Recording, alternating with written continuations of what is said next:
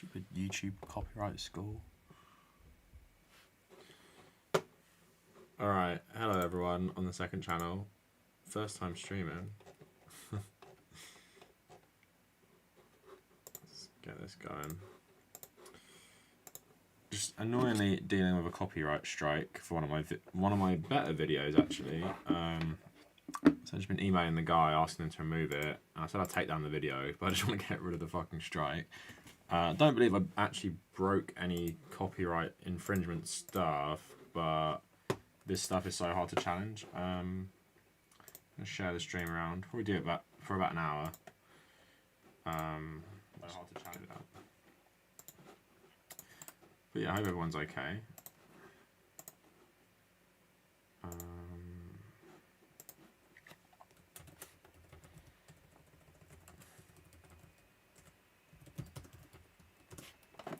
Streaming now. Alright. Post on Discord as well.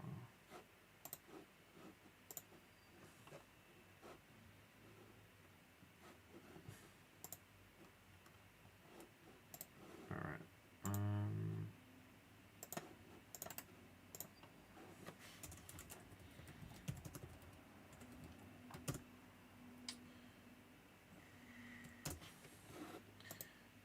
Alright, that should be good. Just message someone.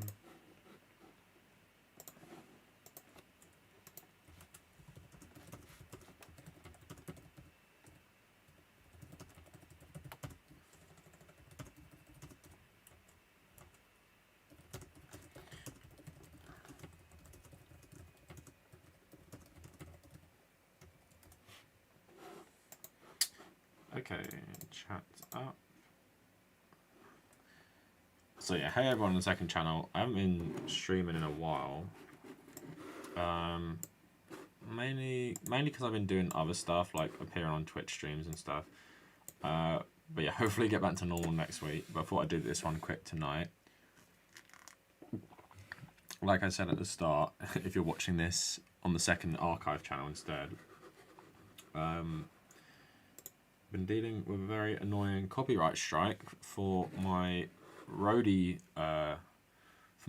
boo video. I don't want to say who's done it, but annoying. 3 copyright strikes and your channels get deleted, and it doesn't get removed until September, which is a long time.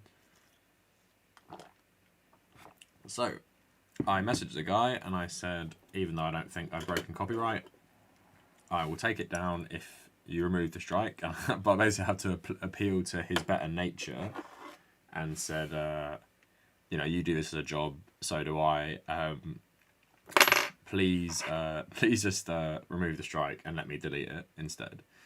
So we'll see how that goes. Yeah, it's that one, James. Hey James, by the way, did you see a soccer player throw up a nasty salute during a game? That's happened a lot of times. Hi Yakinen and LT, how can a game based on the historical revolution not be political? Yeah, I will answer that question because they have commented on the backlash to this stuff. So, but yeah, wait for a couple more people. I don't want to keep repeating myself. All right, here's a question for people while we wait. What famous conservatives have said they love Rage Against the Machine? Because I was thinking of making this video tomorrow about it. Oh, hi Spooky Kitty. Sorry.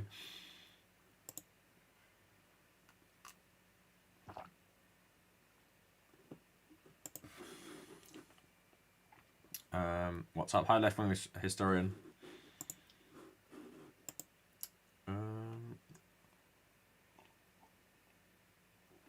Here we go again. Yeah, exactly. This didn't take long.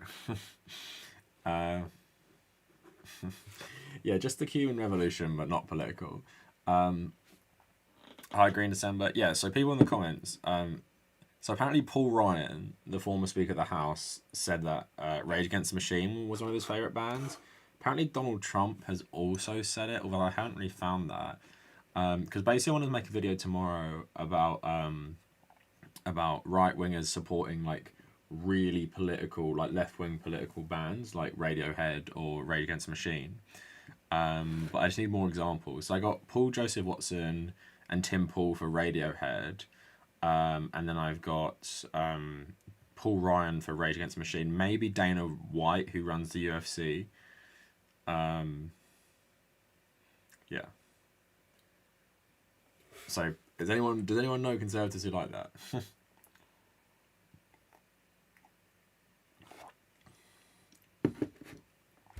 Do I have any thoughts on leftists supporting Hamas? I mean, supporting them is dumb, but obviously, like I was speaking in my videos, they're a reaction to stuff, like, and that's just like what they are. It's not like and you have to assess why Palestinians do support them, and how Israel create the context where people will support them. Like I said in my previous streams, Palestinian Christians voted for Hamas in the election like 16 years ago. That doesn't happen like usually because obviously Hamas are Islamic fundamentalists. Why would you vote for them if you're Christian? But it's because obviously in the context of what's going on with Israel and Gaza, it seemed like the only choice they had to a lot of people.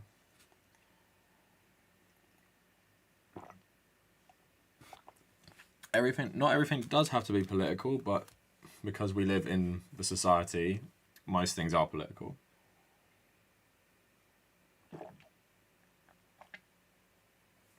Like, the only games I can think of that aren't political are like some Nintendo ones, or like Tetris or Mario Kart or something. Hamas is right wing, yeah, but a lot of people in Gaza, because the situation's a lot worse there, they think the PLO sold them out.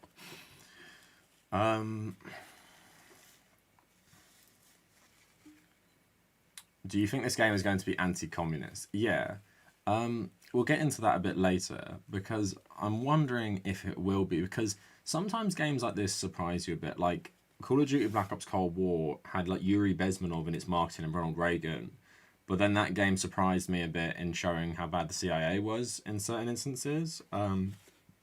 So I'm prepared to be surprised, because generally Ubisoft games are like fairly progressive in some ways, but they also have a good talent for not really saying much as well. I'd say the most political game they've made is the original Watch Dogs, and Watch Dogs 2 to a lesser extent, and even Watch Dogs 3 or Legion, and they're very political games. One is very political.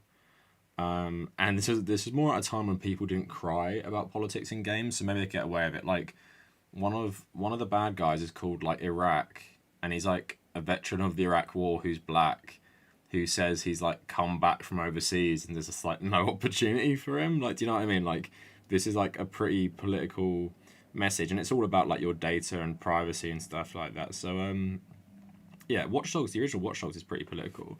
Number 2 was political as well. And Far Cry is kind of political, but it does, like I said, it does a good job. Like the Far Cry 5 didn't really have much to say about guns, about Christian conservatism or anything. There were like Christian conservatives in the game, but they were on your side against this like crazy cult. So Left Wing Historian, thanks so much for the donation. Super appreciate it. €5, I believe. Thanks so much. Appreciate the support. What was I correct about? Oh, you asking me about the Hamas stuff. How's my day going? It's going okay. It's absolutely roasting in the UK at the moment, and I'm on the 3rd floor, so my room is so hot, but my air conditioner keeps leaking. My portable air conditioner, and the only way to fix it is like literally take it apart. So I've just stuck a bunch of towels under it, but I'm not really using it obviously because it's really hot. So I'm not enjoying making videos at the moment, because even if I wait until like 9 or 10 o'clock, it's still absolutely boiling in this room, and I've got to close the windows when I record. But what did I do today? I woke up, went into the garden, worked out for like 2 hours, then I went for a walk, and then I did a 2K run in the walk because I'm trying to rehab my knee. Don't know if anyone else has had this with like rehabbing stuff, but basically I did really bad knee ligament damage on Christmas Eve actually, 2019, fucking ages ago, and it's hurt ever since. But the way I tried to rehab it was just do the rehabbing stuff and try and make my quads stronger. But I used to be a big runner, and I just stopped running, and I was like, I'm not doing that until my legs better. And I played a lot of football since then, but I found football a bit easier because it's more stop-start. But then I just decided now, like, I'm going to try a different strategy. I'm going to go for a 2K run and like a long walk on every Thursday, play football on a Monday, and I'm going to do all my leg exercises on top of that. So let's hopefully see my knee recover finally, because it's been fucking like a year and a half now. Green December saying most people think that Palestine-Israel conflict is fully religious. The thing is, I said to Cenk Uygur, because he said this, I said the religious stuff doesn't really matter anymore in the context of Israel-Palestine. It's more of like an ethnic sectarian thing. Like in Ireland, for example, obviously you have a lot of the religious stuff embedded in the conflict, but basically in Ireland, if you're Protestant, that basically means you're either Northern or you're descended from English or Scottish people. If you're Catholic, you're considered like native Irish. And most people in Ireland identify one way or the other, but it's like an identity thing rather than a religious thing. Like, I would say, if I'm talking to someone, for me, I say I'm Irish Catholic background, right? That's not because, obviously I'm raised Catholic, so that is important and stuff, but like, I say that because that's to distinguish between the Northern Protestants and stuff. So Irish Catholic basically means you're either from the Republic, or you're more like, native Irish, or you're more like Irish before the English settled, basically.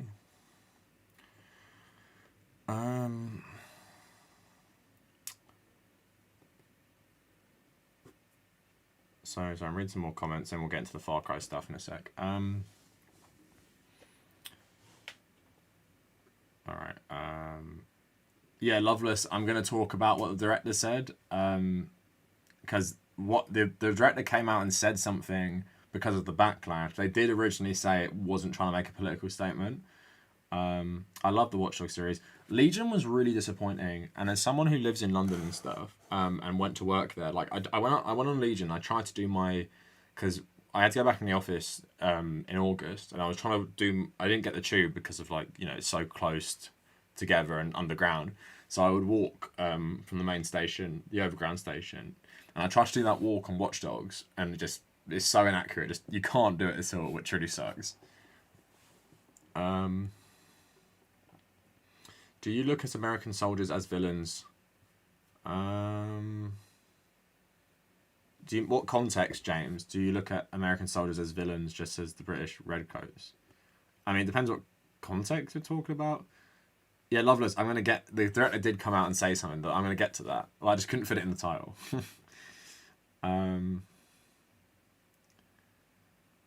Yeah, Darren, I didn't know that, but yeah, I'm sure it has a lot to say about Castro and stuff. Legion was just like really poorly done London. I need to play it again. I haven't played it since 2020. I might check it out again. I'm just replaying The Last of Us right now. What game am I waiting for? There's a game I was talking about the other day with someone I'm really waiting for. Horizon should be good. I bet that'll get delayed though. I'm looking forward to E3. Like, I don't know if you guys are big on football, but I love the summers where E3 lines up with either the Euros or the World Cup. Like, I'm so hyped to watch all the Euro games, and it's nice doing this YouTube thing.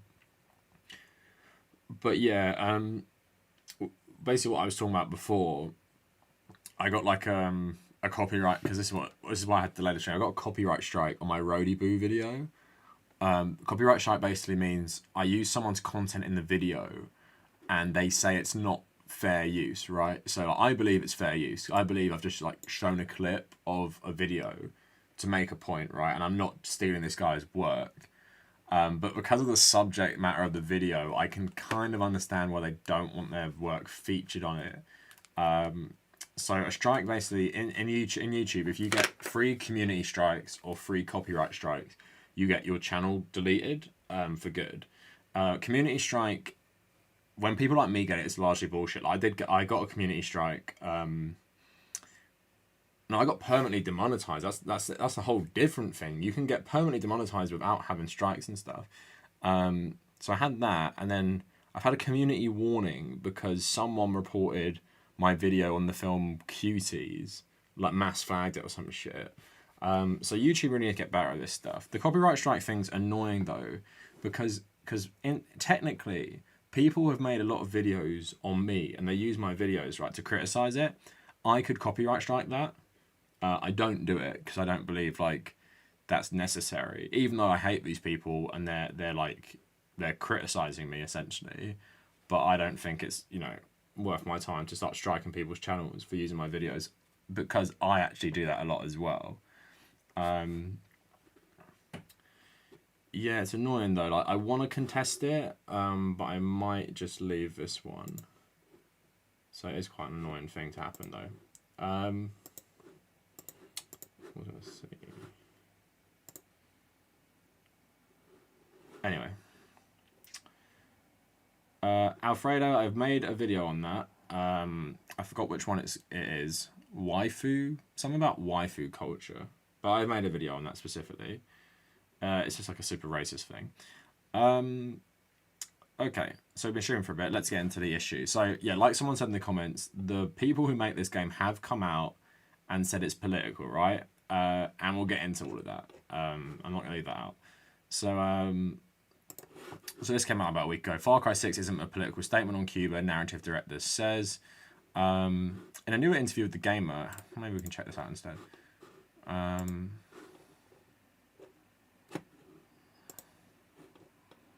Alright, we'll use this one instead. Why are all these gaming sites just like so garbage? Alright, sorry. Let's just use this one. Alright. Original story. Ubisoft is keen to express a true guerrilla fantasy with Far Cry 6, having spoken to actual freedom fighters about the act of taking part in the revolution. I've actually been reading Che Guevara's book, even though I haven't been very good at reading it because I keep putting it off. So they spoke to the narrative director Navid Kavari about the island of Yara. He wanted to paint homage to the fighters of the past, and they say eToro is an Israeli company, by the way. They said the original inspiration was guerrilla warfare, and what is that guerrilla fantasy, which is obviously tied to revolution. When you talk about guerrillas, you think of the guerrillas in the 1950s and 60s. We actually went down there to speak to actual guerrilla fighters who fought back then and just really fell in love with their stories. But we also fell in love with the culture and the people we met. When we came out of that, it wasn't that we felt we had to do Cuba. We realised it's a complicated island and our game doesn't want to make a political statement about what's happening in Cuba specifically. Beyond that, we're drawing inspiration from guerrilla movements around the world and throughout history. For us, it felt like doing the island of Yara would help us tell that story, or being very open with our politics and inspiration, right? So it makes me laugh. It's like, kind of like, we don't want to make about what's happening in Cuba, right? But you're also talking about how much you love the revolutionaries in the 50s and 60s. And now, correct me if I'm wrong, I can't think of too many revolutions in the 50s and 60s that weren't communist revolutions. In the comments, correct me if I'm wrong, because I'm thinking of Vietnamese Revolution, which is obviously taking place in both decades. I'm thinking of Cuban Revolution. The Greek stuff ended by 1950, I think, with the communists. Iran hadn't really fully started until, yeah, it started in the 60s, like, the criticism. So I'm trying to think, is there any... Yeah, let me know in the comments. Obviously, they're thinking about the Vietnamese and the Cubans, aren't they? Although there seem any attempts to dissociate from political themes, Far Cry 6 still intends to tell an engaging story. A revolution is complex, and people you're going to engage with are also complex. I use this line of philosophy, which is that every character has their own heartbeat, you just have to find it. We have this melting pot of motivational complexity, where we try to translate that into gameplay and the story. So tonally, it sort of already existed, but for us, thematically, unifying that into a guerrilla fantasy felt pretty natural. Alright, so like, the clickbait headline, like, this always seems to happen, is like, it's not trying to make a political statement. And like I said, with other games, I suspect there are politics in it. Also, this game looks very, like, pretty. I do like Far Cry games. I do feel like they have some missed potential, but the tropical setting, again, it is nice. So we're going to go back to their big statement that they wrote. And it's funny because someone said like, "Oh, the Far Cry devs have gone back on saying there's no politics, and now have doubled down and saying the politics are actually centrism." So give me 1 sec. I'm just gonna get it up.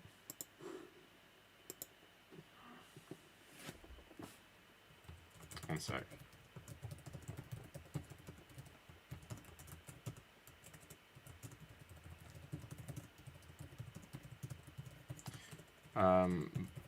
Sorry.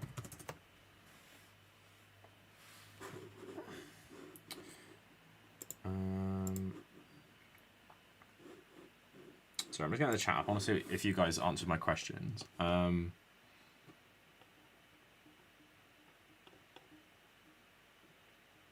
so 1933 revolt of the Sergeant Batista led a military coup. Okay.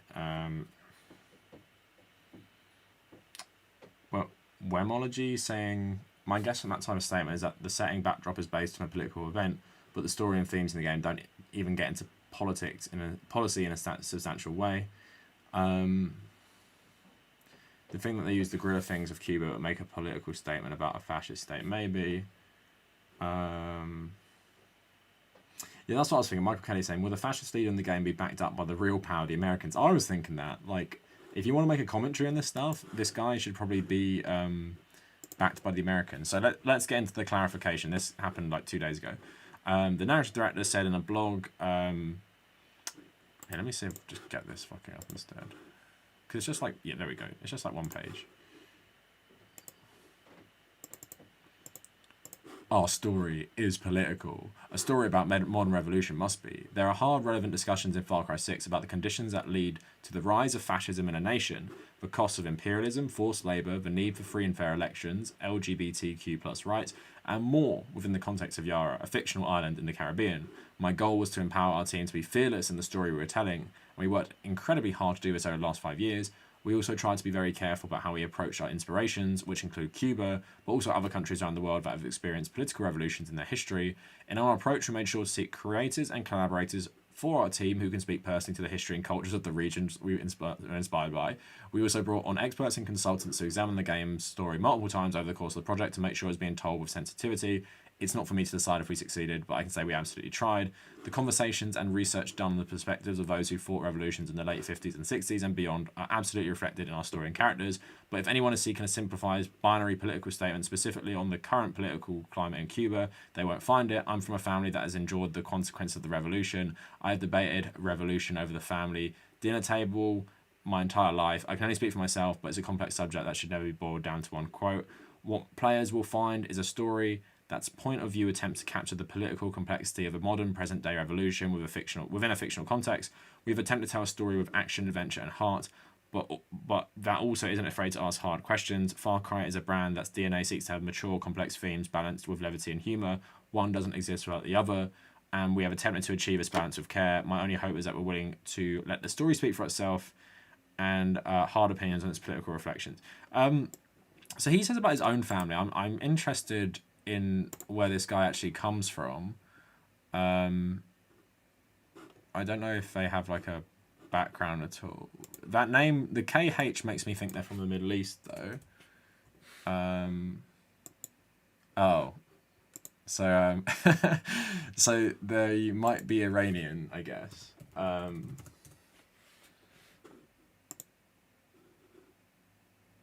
Okay, that's an Iranian name, it sounds like. So I don't know if they're Iranian. So they're obviously talking about the Iranian Revolution here, in some context. Sorry, just get my chat up for you guys.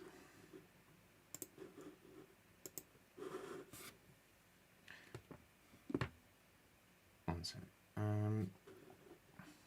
Yeah, so let's assume this guy is from Iran. So he's debating revolution with his family about Iran. And I guess in the context of that, I was worried he might be Cuban for a second. And then like he's talking about revolution in his background.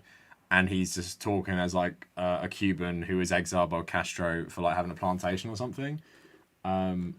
He's a white colonial. Wait, who are you talking about? You're not talking about this guy.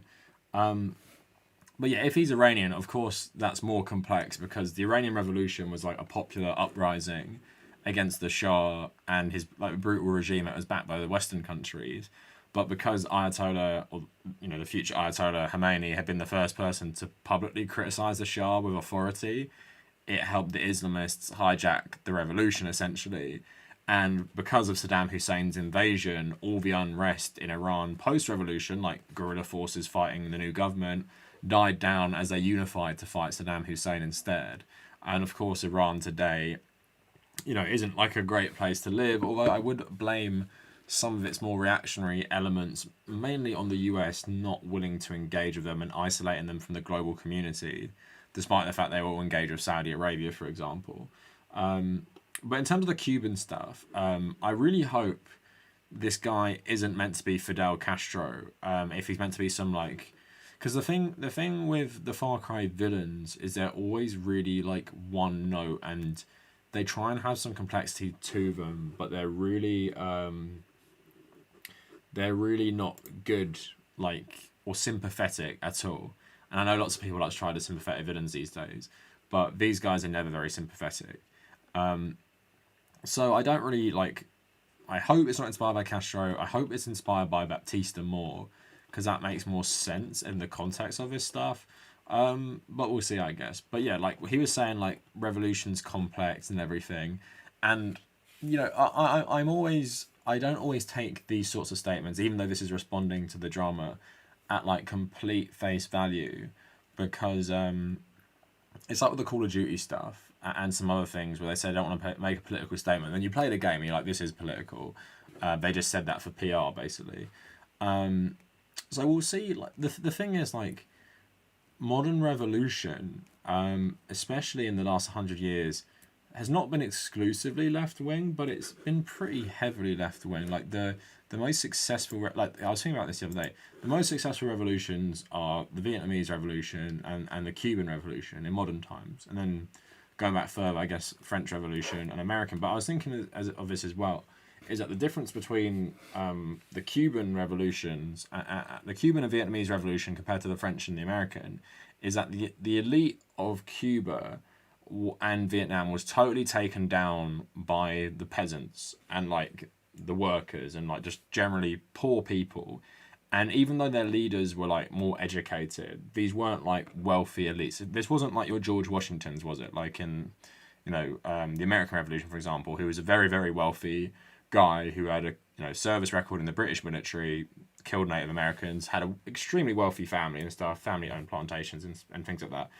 And the American Revolution is often depicted like similar to something like the Cuban Revolution, even though the Cuban Revolution is more like an organic uprising from poor, disenfranchised peasants who joined. And if you read Che Guevara's book, it's pretty clear that's where the bulk of their forces come from. And you've got more like maybe middle-class students who work in the cities, like underground and stuff, as like intelligence and everything.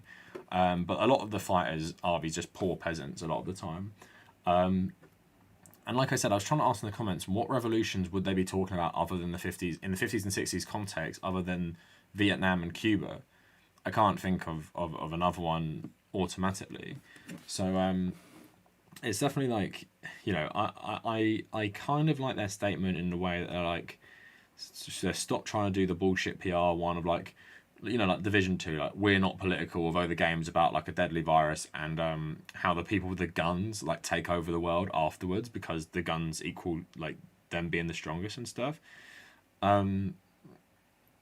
So we'll see. Like Ubisoft is a hit and miss with politics, and the thing is as well, what annoys me about Ubisoft is that they lean so heavily into like overtly political stuff and then get a bit touchy when they're asked about the politics. Whereas, okay, I'm thinking about what's the best political games I've played recently. Let's just say Metal Gear Solid games, right? Hideo Kojima just comes out and says, or his large body work. Hideo Kojima just comes out and says, yeah, Death Stranding is like a response to Trump and Brexit. Like he's got no problem just coming out and saying that. And Metal Gear Solid is obviously, as a series, has a massive message of being generally anti-nuclear weapons, loads of other different things in there, being more pro left wing easily, like you can read inside the game. Whereas something like Bioshock as well, like, this is what I'm talking about. People didn't used to be such babies about politics and video games until like this anti-SJW takeover of YouTube. Like no one was complaining about Bioshock, the original, being such an like obvious critique of Ayn Rand objectivism and capitalism and stuff. No one was moaning about that. But at the same time, like if that came out today, and then okay, let's say the new Bioshock's being made right now. Say it came out and said, yeah, this Bioshock is about a society built on like Adam Smith capitalism, and it's just like a criticism of that. Imagine how insane all the anti-SJWs would go, like, oh, like anti-woke, no, like woke communist garbage, criticising capitalism, all that stuff. But that's how they would have reacted if the original Bioshock was released today.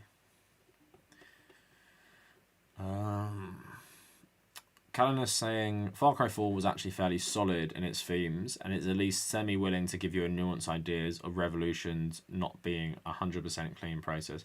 Yeah, like at the end of Far Cry 4, you've got to choose. I forgot. It's like that brother and sister, and is the brother? I forgot. Is the brother more like religious, and he wants to make this sort of like religious fundamentalist country?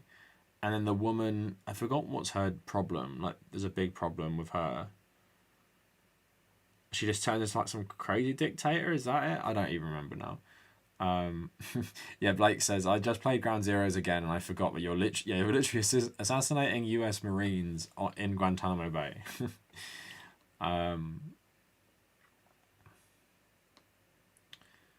So, Algeria had a revolution. Oh yeah, Algeria had a revolution during the 50s and 60s. Yeah, and the Algerian Revolution is like more left-wing as well. And obviously like Algeria, you know, like a lot of the black leaders of the civil rights movements went to Algeria after they became independent.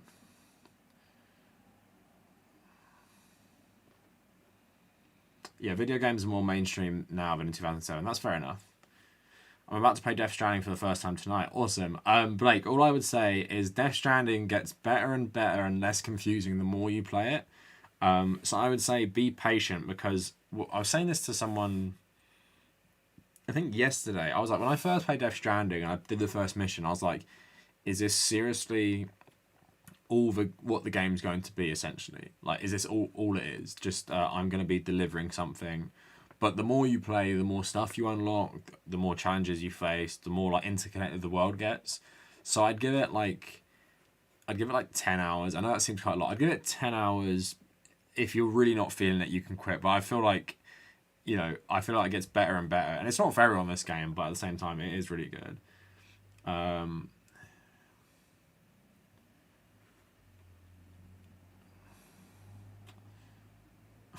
Abby Shapiro would play it and talk about its right-wing political commentary. Yeah, exactly. Oh, okay. The brother is more religious while the sister wants a drug state. Yeah, I completely forgot. That game came out like 2014 or something, didn't it? Amita and Sabol. Sabol commits genocide on pagan Min supporters. Amita sends children to work in drug fields or something like that. Oh, okay. You can kill both of them, can't you? A post-Gamergate era has become a wasteland of people too scared to make bold statements. Yeah, exactly. But like, what game was I talking about? Like, people completely missed it. Like, I guess Metal Gear Solid is a good example of games that are like so political, but somehow like everyone misses it. Like, if we're talking about a woke game, Metal Gear Solid would be like the king. Disco Elysium is like another one which I've seen a lot of people praising.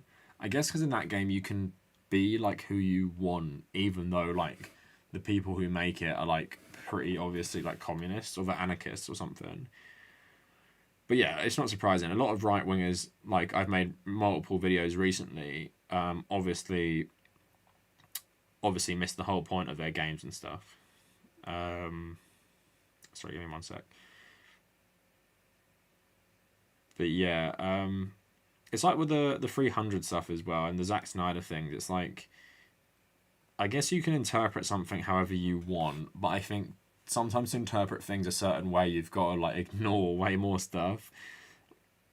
Like or like people like Zack Snyder stuff because he rebrands like leftist stuff like Watchmen into like Ayn Randian style things. I just 100%ed Phantom Pain. Oh damn, how the hell did you do that? It's so hard. So you had to do all those levels where you have like no weapons and it's like fail if you get spotted. Ubisoft keeps doing this nonsense. Yeah, I was saying that earlier. Like with Division 2, it's like Division 2 is not making a political statement, but then you have stuff like I made a video on it like a year ago or something. I'll try and find it. Where they what did they do? They had like the bad guys of some mobile game were like Antifa and Black Lives Matter. Let's see where how long, was this really that long ago? Time is just going so quick now. Sorry, I'm in a bit of a bad mood because of the copyright strike. I'm just like thinking about the potential to get copyright striked by so many different people now. Because I'm just like, oh, if this guy, removed it, then what's gonna happen now? Because I use a lot of different people's videos. Okay, where is it? So I put it in the thumbnail, unless like this has been taken down. Oh, here it is. Sorry. Yeah, I'll show you guys. Oh. So I think it's here. So it's called like Umbara, and it's got like yeah. Look at that. Right, it's got like the fit. This was literally during or just after all the Black Lives Matter stuff, and they're called like an anarchist organization who want to unite everyone. And then the most stupid shit in this game is that one of the so-called good guys. So you play as like the good guys from a variety of different Ubisoft things. So that you got Scott Mitchell, who's from Ghost Recon, Sam Fisher, and you got some people from Rainbow Six and stuff. And then one of the good guys, for some reason, is El Sueño, who's like the drug dealing dictator from Ghost Recon, and he's the good guy. So I'm trying to get this, sorry. Alright, let me just press play. So you're playing as El Sueño against like Black Lives Matter Antifa. So this is what the game wants you to be. El Sueño. You've got to be El Sueño against people who are rebelling against the government and who are anarchists and stuff like that. Again, Ubisoft is weird, and this was also made by the CEO's son. This game as well, which shows like a bit of nepotism.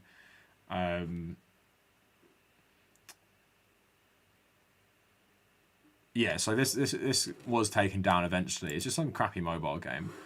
But yeah, Ubisoft is weird. So the also what people were talking about as well was this one. So let's see if I can find it. So Division 2 political. Let's type in. So you guys like this one, I think. Alright. So apparently Division 2 weren't political either. So this is someone saying there's not a political statement. Actually, sorry, this is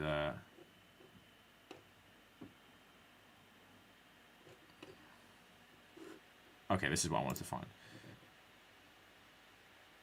Yeah, the Division 2 is not making any political statements.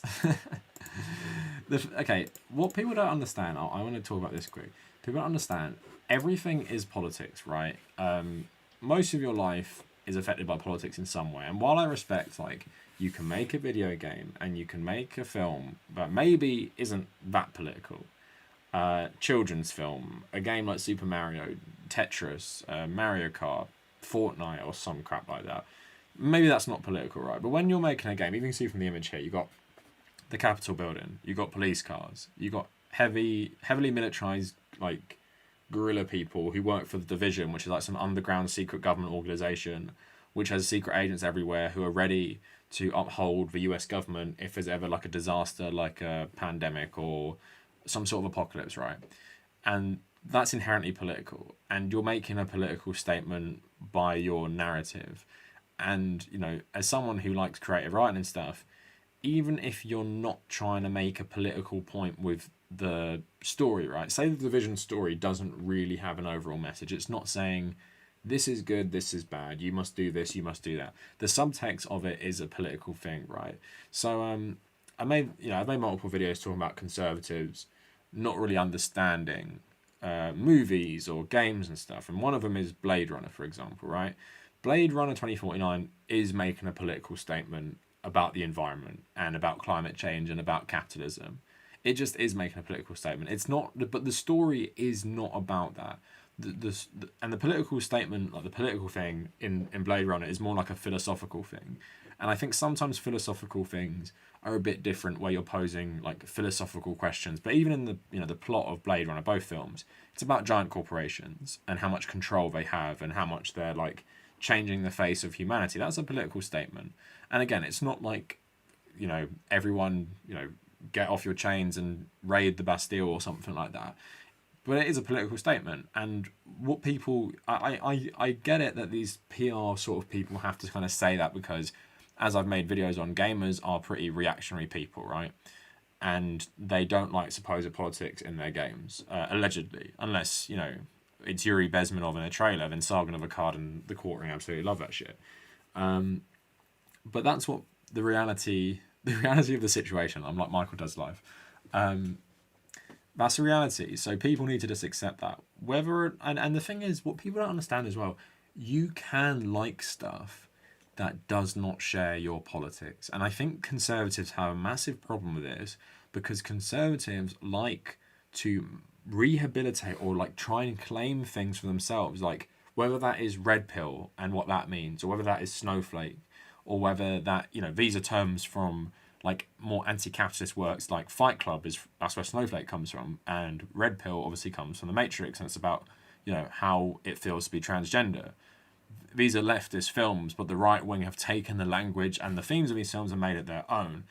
But that's wrong, obviously, because it's just you're reading something completely wrong, and isn't really the creator's intent, and it wasn't designed to be that way.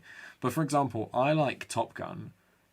Top Gun is literally just military propaganda for the United States Navy. Like, that's all it is. But I like it as a film. Do I agree with the politics of it? No. But as just like a film to watch, it's, I like it. And I want to watch the new one as well.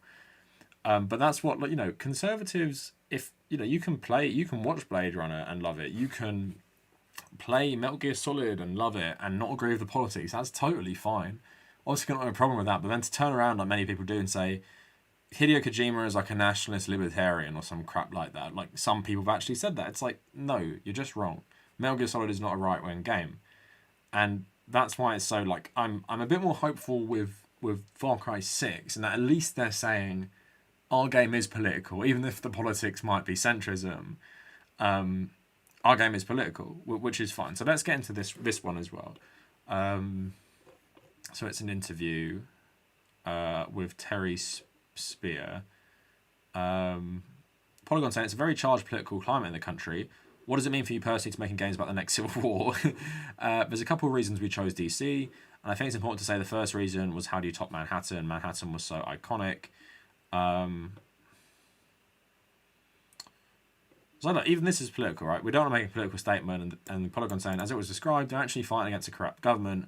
He says, rebuilding and helping the civilians move forward and move on. So there's tons of narrative bits in there. So, this is political, right? And look, the Division, which is the organisation you play, is the last remnants of the old government trying to push out the sitting government. I'm just going to say you're a veteran agent who was activated before the time of Division 2.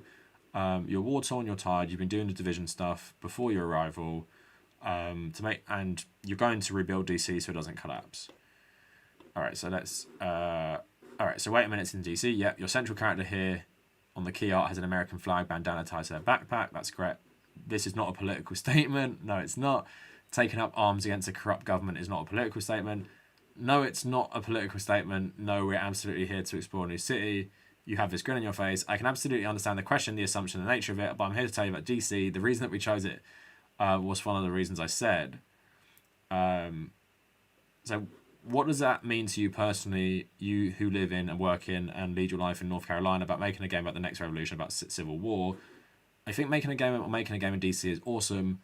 talked about the one-to-one recreation. I said it already too, but being able to get the players to tell their own stories in DC and go there and feel the heat. I love the coldness of the first game, and being able to go to DC and actually get to feel the humidity and hot summer of the East Coast weather. That's what I'm excited about. All right, so you can see there, like, obviously, the Division is making political statements, even by its very nature of being set here. But, you know, Tom Clancy is this weird, like, neocon. Obviously, he's dead now. Weird, like, neocon. These series are inspired by, like, you know, essentially being pro-military games and stuff. I don't think I've really played a Tom Clancy game that is left-leaning at all. Division is no exception. It's about the US being a force for good. But obviously, it seems in this interview, this guy just does not want to say it because he doesn't want the headline that, oh yeah, the Division 2 is about a libertarian revolution or some crap like that. But then you get the headline that, you know, you get this headline. Tom Clancy's Division is not making any political statements. And that's even more ridiculous. Come on. And the thing is, when you're creating a video game like The Division, which is less narrative driven, right? You're playing co-op missions with your buddies and stuff, and there's loads of like little stories and everything. You don't even have to say like our game is one way or the other. You can say like, yes, it's obviously a political game. We have multiple different factions who have multiple different points of view. We have characters with different points of view. So as you play the game, you're going to get exposed to a lot of that, and you can make your own mind up about what you feel is right. How hard is that to do? Just say that, because it's true in some regard, but of course you are making some sort of political statement as well. The setting of Blade Runner itself is political, whether you like it or not. Yeah, totally agree. Have I played Battlefield 3? Yeah, I used to love Battlefield 3. That's nearly 10 years old now. I got it when it came out. It's the only midnight launch I went to, I think, back when you could go to midnight launches.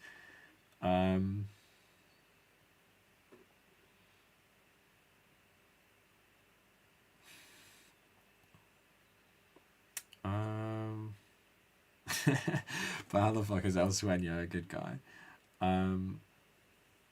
Yeah, main AO. If you watch your own vids and it plays ads, YouTube eventually works it out. Otherwise, you could just like loop it and just keep playing your video all day. So I'm reading some more comments.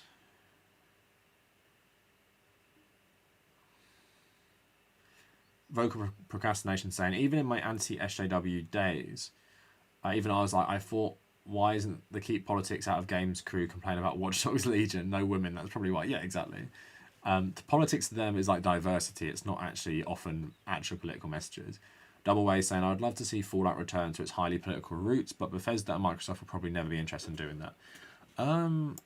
Yeah, like, Fallout is political, but, you know, like you're saying, the really old school Fallout games are very, very political.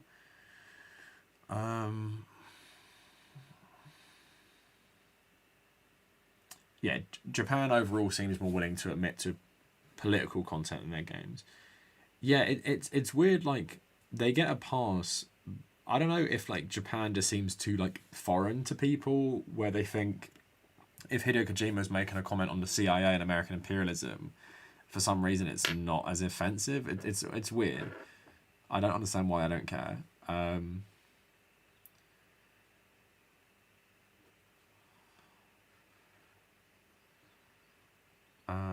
Sorry, I'm reading some more stuff. Kaiser saying, I stopped playing Far Cry when Far Cry 4 came out. I like Far Cry 4, but all the games come after that, including this new one, are milquetoast games, wanting to appeal to both sides. I mean, the thing is, since Far Cry 3, they're all pretty similar.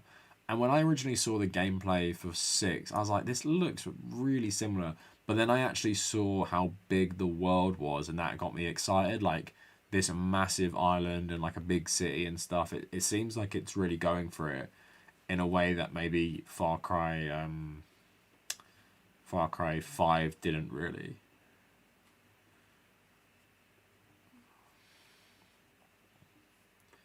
Would I join the British Royal Navy? Hell no. No way I'd join any branch of the military.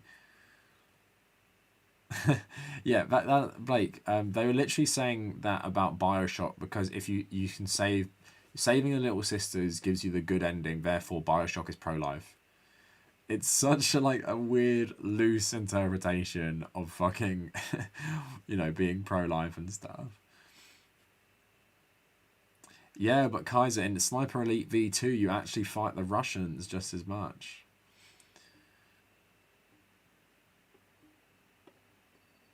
So sorry, I'm reading some more comments. Without the USA, England would not have survived. What war are we talking about there?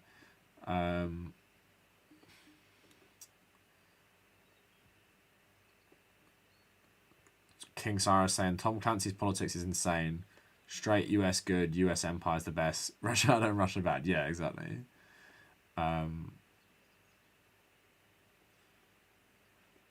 Battlefield 3 hurts my head with its propaganda. Iran launches a nuke on New York. That's not the way it happens, does it? I thought what happens in Battlefield 3 is you invade Tehran or Iran because nationalists take over the government after an earthquake, and then the Russians set off a nuke in Paris. I thought am I getting confused? I don't think Iran launched a nuke on NYC unless I really don't remember it that well.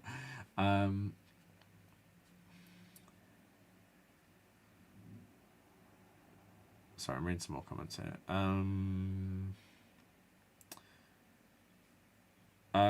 Gia, what is the American propaganda in Fallout and anti-Chinese propaganda? Isn't is it that massive robot? It's meant to be a massive satire of how crazy anti-communism makes you, I thought.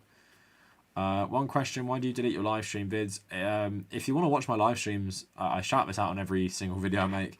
The Kavernacle Extra is my second channel where I post my archived streams. So hopefully this one will be up there when I'm done in the next couple of hours. So go check it out when it's done. And if you go on it right now, you'll see all my old streams. I don't delete them, I private them. But basically, I don't leave them up on my channel because it would affect my watch time. So basically, if you're subscribed to me and you watch my videos, YouTube will keep recommending my videos to you if you watch a certain amount of my content. So my video yesterday was like 26 minutes. If you watch like 16 minutes of that, you'll probably be recommended the next one because you've watched more than half of that video.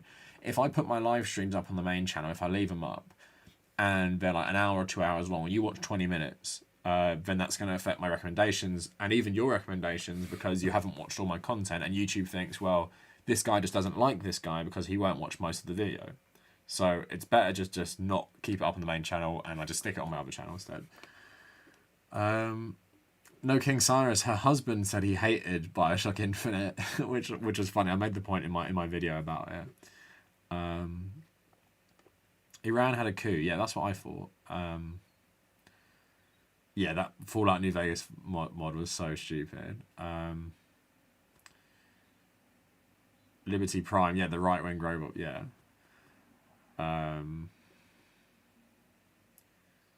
Yeah, I don't think Fallout 3 is pro-American at all.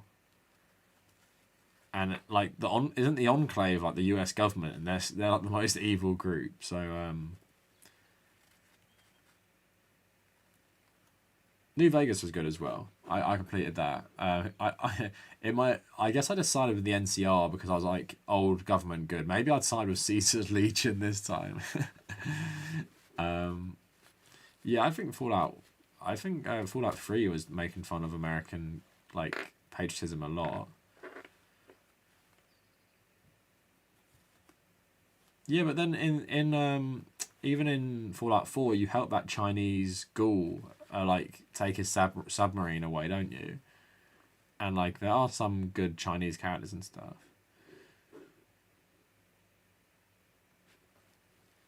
Yeah, so I might have joined with Caesar's Legion if I could have. Alright, we're shooting for an hour. Sorry, one second, I just got a message.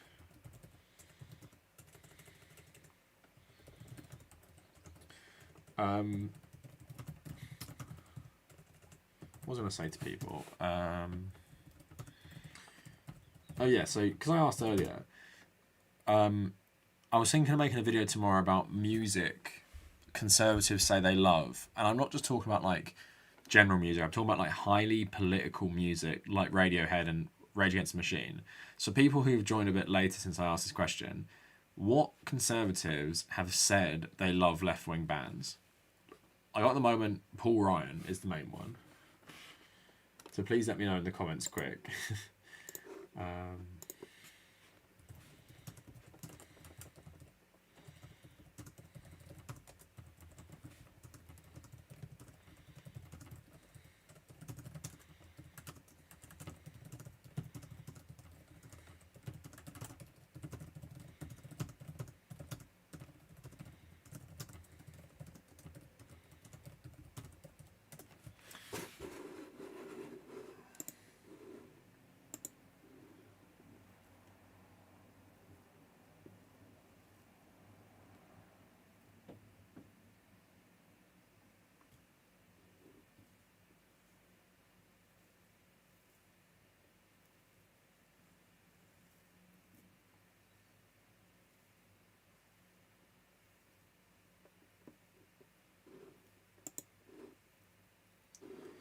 All right, no worries. Why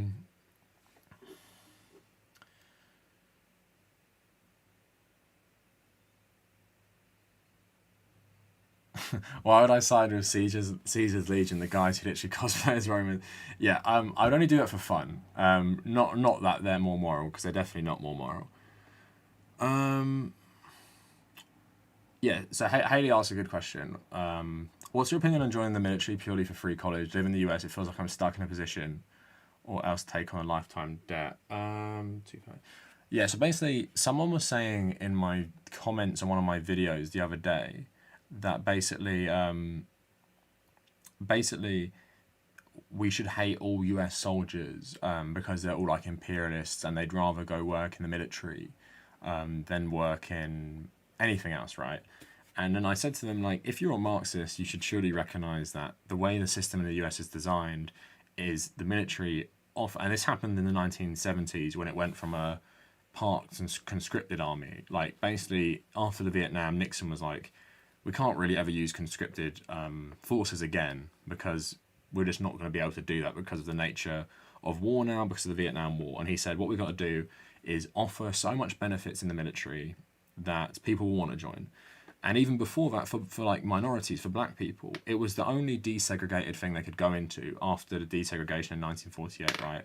So because America is such a hellhole without universal healthcare and everything like that, then you can understand why people are forced into the military, and obviously you get loads of benefits for joining the military and you get benefits afterwards, including things like healthcare.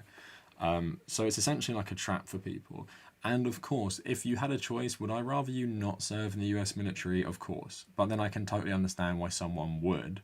And that's the shitty thing, isn't it? It's like you want to improve people's conditions enough that no one feels like they have to join the military just to live. But that's why the US is so effective at getting so many people into the military itself. So yeah, my opinion on joining the military for free college, I obviously don't like the military, and especially the US military. Well, I'm not, if you're forced into doing that just for regular benefits you get in many countries, and I don't blame you at all.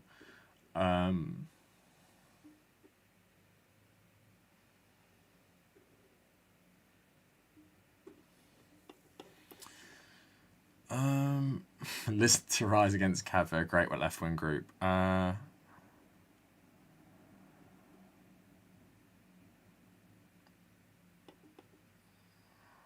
Do I listen to Slayer or Metallica? No, I've listened to Slayer before, but not Metallica. Fortunate Son by CCR. Yeah, Matt, that is a good one, actually. But at the same time, it's so political about... I guess there's some irony about him being, like, literally the subject of the song, because Fortunate Son is about, like, a draft dodger, isn't it? Like, a rich person who doesn't have to go fight in Vietnam. Yeah, this video is going to be annoying. Like, how do I make a fun video without playing any of the music? Yeah, radio... Okay, I don't... Is that because of the Israel stuff? I don't think they... Yeah, that is shitty what they did, though.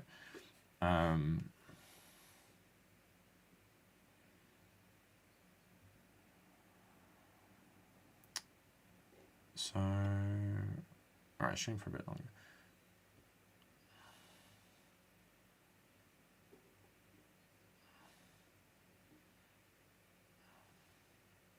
Yeah, the US military is basically our only solid jobs program. When you join the US military, it's like an alternate universe of the Social Democrat USA. But that's exactly the point, isn't it? Because the US has one of the biggest standing militaries in the world, which is actually pretty crazy considering it's a lot smaller than many countries. Like, how many live in America? Like 330 million. And like China has over 1 billion, India has over 1 billion. And it's pretty mad that, like, I'm gonna have a look at this quick. Largest standing militaries. Also, Iraq used to be the largest, like the 4th largest. All right, so yeah, so that's pretty crazy. So China has 2.1 million active personnel. India has 1.3, and then the United States has 1.2, despite being, what would you say? Despite being like a quarter of the size of the other two. So it's like a quarter of the population, but nearly has an equal amount of service members as the Indian military, which obviously plays to like a lot of your points, is that the system's designed this way, where a high proportion of the military is actually going to, a high proportion of the population is actually going to join the military just for benefits that a lot of people would just get anyway.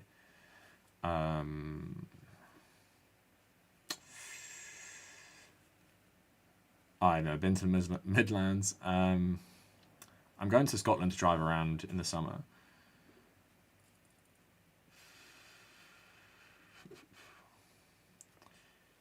Yeah, I'm not sure about the statistics today, Gia, but historically back in the day, for like minorities especially, it was like the only opportunity for a lot of them to get out of poverty, which is why you had in Vietnam like more black soldiers dying proportionally than white soldiers, and they made up a disproportionate amount of the military because it's a poverty trap essentially for them, and they have to join the military.